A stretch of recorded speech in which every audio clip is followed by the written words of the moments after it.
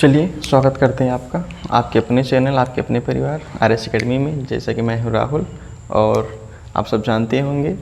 और एक रिक्वेस्ट है आपसे कि भैया चैनल को सब्सक्राइब कर लें, क्योंकि व्यू आता है और सब्सक्राइबर नहीं बढ़ रहे हैं, तो विनती है चैनल को सब्सक्राइब करें। तो चलिए शुरू करते हैं अपना टॉपिक। हम सब पढ़ रहे थे कक्षा 10 का पहला चैप्टर लाइफ प्रोसेस, और लाइफ प्रोसेस के अंतर्गत हम पढ़ चुके हैं अभी तक न्यूट्रिशन। अब हमारा जो अगला टॉपिक जिसको हमको समझना है वो है रिस्पायरेशन, जिसको हिंदी में कहते हैं श्वसन। अब जानते हैं श्वसन एक ऐसी क्रिया है कि अगर ये ना हो तो कोई भी जीवधारी जिंदा नहीं रह पाएगा। ठीक, जिंदा क्यों नहीं रह पाएगा? अब इसको ऐसे समझेंगे कि किसी भी जीव को जिंदा रहने के लिए ऊर्जा की आवश्यकता होती है। ठीक है, अब ऊर्जा और सौर ऊर्जा वाला नहीं समझेंगे, हम सबको दूसरी प्रकार की ऊर्जा होती है जिसकी ज़रूरत पड़ती है। तो जो ऊर्जा हमको मिलती है वो मिलती है हमको हमारे भोजन से। ठीक है, जब हम भोजन खाते हैं, भोजन का पेट में हमारे पाचन होता है, उसमें बहुत सारी क्रियाएं होती है और ऊर्जा रिलीज होती है। और जानते हैं हमारे शरीर के हर एक कोशिका को, हम बैठे हों, चल रहे हों, लेटे हों, कुछ भी करें या ना करें, उन सभी को हर टाइम कुछ ना कुछ एनर्जी की आवश्यकता पड़ती है। ठीक है, और एनर्जी आती कहाँ से? हमारे द्वारा खाए गए भोज्य पदार्थ से। ठीक है, अब कैसे आती है भी हम आपको समझाएंगे। और एक चीज़ जानेंगे, जिस पार्ट का हमारे शरीर में, ठीक है, सबसे अधिक उपयोग होता है। ठीक है, जैसे हमारा हृदय जो है उसका प्रयोग हमारी बॉडी सबसे अधिक करती है। ठीक है, अगर नहीं करेगी तो हम सब जिंदा नहीं रह पाएंगे। ठीक है, अगर मान लीजिए हमारी बॉडी को एनर्जी की आवश्यकता है, आपको हम बता चुके हैं। ठीक है, हमारा जो हृदय है अगर उसको एनर्जी कम पड़ जाए, ठीक, अब जानते हैं एनर्जी कहाँ स्टोर होगी? माइक्रोकांडिया में, अलग चीज़ है, आपको पता ही होगा। ठीक है, तो अगर एनर्जी माइक्रोकांडिया में ना रह करके मतलब ख़त्म हो जाए, ठीक है, तो हमारा हृदय पंप कर पाएगा ब्लड को?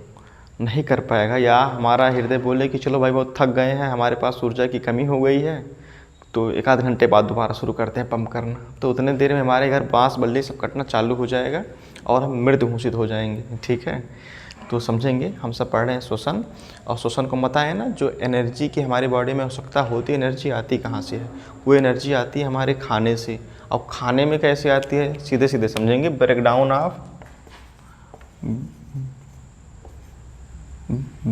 BRAC के डाउन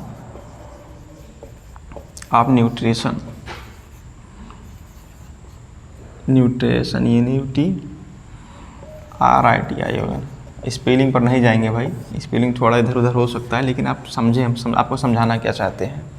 ठीक है, breakdown of nutrition, formation of energy, formation of energy. ठीक है, क्या होगा? न्यूट्रिशन का ब्रेकडाउन होगा और उसके बाद क्या होगा? एनर्जी रिलीज होगी। जिस एनर्जी का प्रयोग हम अभी कर रहे हैं, आपको बताने में, समझाने में आप कर रहे हैं, वीडियो को देखने में। ठीक है, देखें रिकॉर्डिंग हो रही है भैया? हाँ, रिकॉर्डिंग हो रही है। ठीक है, तो जानते हैं इतने बात उम्मीद करते हैं कि आपको समझ में आई होगी। जैसे हम जानते हैं जब हम खाना खा लिए हैं, खाना हमारे पेट में चला गया, आपको पता है पेट में हमारे उसका पाचन हो गया। ठीक, लेकिन पाचन होने के बाद भी उसमें से बहुत सारी ऐसी क्रियाएं चलेंगी जिसका हम यूज करेंगे। ठीक है, हम क्या यूज करेंगे? हमारी बॉडी यूज करेगी। ठीक, आप सबको पता है खाना खाए, अपशिष्ट पदार्थ जो हमारे बॉडी के लिए आवश्यक थी, हमारी बॉडी उसके ऑब्जर्व कर ली और बाकी अपशिष्ट पदार्थ को बाहर निकाल दी। ठीक है, इतना आप पढ़े डाइजेशन में। ठीक है, आप जानते हैं जैसे खाना खाए, ठीक है, खाना खाए मुख से, ठीक, अब समझिए स्टार्च, हाँ, मुख में पाचन और स्टार्च का, यही स्टार्च आगे चल के ग्लूकोज में टूटेगा। ठीक है, ग्लूकोज में टूटेगा और इससे एनर्जी रिलीज होगी। ठीक है, जिस एनर्जी का हम प्रयोग करेंगे। आप जानते हैं जो हम पढ़ रहे हैं श्वसन, ये श्वसन कितने प्रकार के होंगे आगे चल के पढ़ेंगे। श्वसन होंगे दो प्रकार के, एक होगा ऑक्सी श्वसन, एक होगा अनाक्सी श्वसन। ऑक्सी,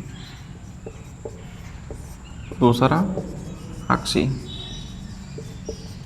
अनाक्सी श्वसन।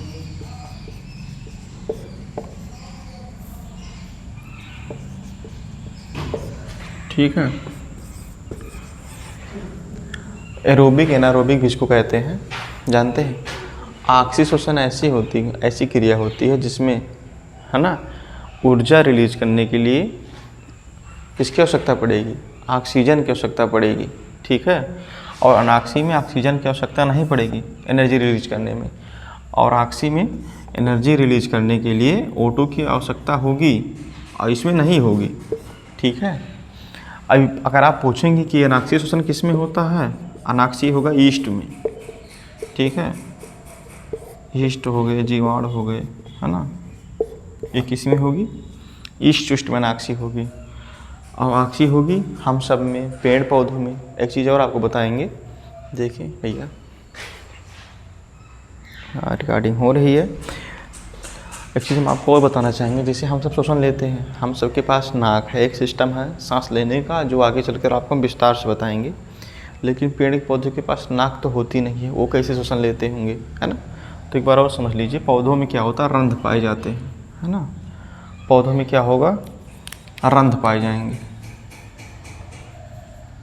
या कहेंगे छोटे छोटे छिद्र पाए जाते हैं इनकी पत्तियों में, छोटे छोटे छिद्र, ऐसे कुछ रहेगा, ठीक है। जिससे क्या करेंगे, वो अपना गैसों का आदान प्रदान करते हैं। और आपको पता होगा कि पौधे जो होते हैं दिन में CO2 लेते हैं और O2 बाहर करते हैं, और रात में वो भी बेचारे क्या करते हैं, ऑक्सीजन ग्रहण करने लगते हैं, ठीक है। कार्बन डाइऑक्साइड छोड़ने लगते हैं। गांव में होता ना कई बार कि बाग में जाते हैं, लगता है गांव वाले कहते हैं कि यहाँ पर भूत रहते हैं। भूत नहीं रहते हैं भैया। क्या होता है कि रात के टाइम वो भी क्या करते हैं, कार्बन डाइऑक्साइड का उत्सर्जन ज़्यादा करने लगते हैं, और हम सब वहाँ पर जाते हैं तो हम सबको एक उबन महसूस होती है, या फिर ऐसे कहेंगे कि लगता है कि कुछ भारी भारी सा, क्योंकि यहाँ पर गैसें कार्बन डाइऑक्साइड अधिक होती है ना।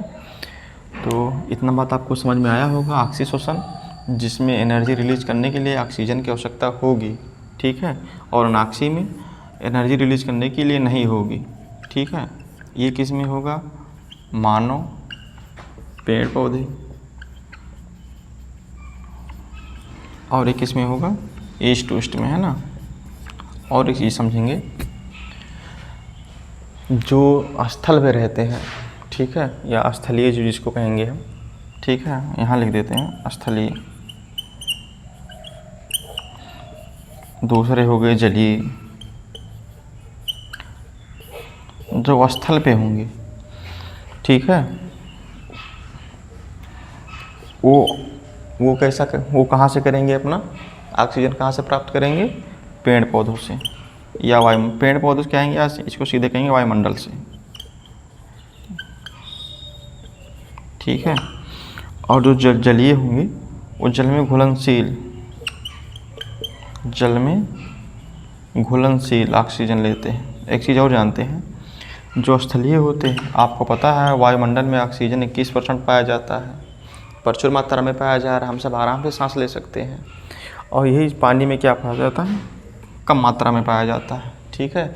कम मात्रा में पाए जाने के कारण जो जलीय जीव होते हैं वो अपने गलफड़े से शोषण करते हैं, और गलफड़े से शोषण करने के बावजूद उनको जल्दी करना होता है या करना पड़ता है। क्यों करना पड़ता है, क्योंकि पानी में ऑक्सीजन की मात्रा कम है। अगर जल्दी नहीं करेंगे तो उनकी बॉडी को पर्याप्त मात्रा में ऑक्सीजन नहीं मिलेगी। अगर पर्याप्त मात्रा में ऑक्सीजन नहीं मिलेगी तो वो ज़िंदा नहीं रह पाएंगे, ठीक। चलिए आगे की बात कल करते हैं। बहुत बहुत धन्यवाद आपका।